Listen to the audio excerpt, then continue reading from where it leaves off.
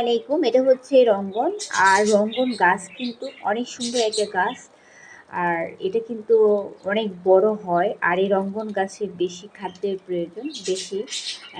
কারণ হচ্ছে এই গাছের গোড়ায় দেওয়া হয়েছে আলু, বিভিন্ন ধরনের সবজি কাটা এই গাছের গোড়ায় প্রয়োগ করা হয়েছে। তারপরে হচ্ছে দেখুন কি পরিমাণ ফুল আছে, এত পরিমাণ গাছে ফুল আছে, মানে বলার বাহিরে। হয়তো বা রঙ্গন গাছে ফুল বেশি ফোটে, তারপরে হচ্ছে টবের গাছে ফুল ফোটে খুবই কম।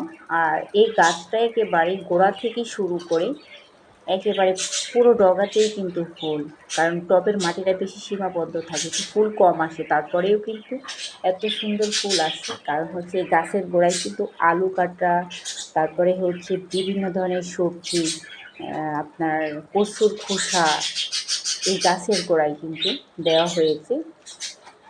এই রঙ্গন গাছ কিন্তু সব জায়গাতে দেখা যায়, মানে একেবারে রাস্তা থেকে শুরু করে সব প্রতিষ্ঠানের সামনেই কিন্তু এই ধরনের গাছগুলো অ্যাভেলেবেল রয়েছে। এটা বিভিন্ন ধরনের কালার হয়। তো বেশি বেশি রঙ্গন গাছের যত্ন করবেন। আর এখন এই বর্ষার সিজনে কিন্তু ঢাল কাটলে কিন্তু পুনরায় আবার নতুন করে সুন্দর ঢাল কাটবে, তখন আরও সুন্দর গাছের শাখা প্রশাখা মজবুত হবে, এতে ফুল আরও বেশি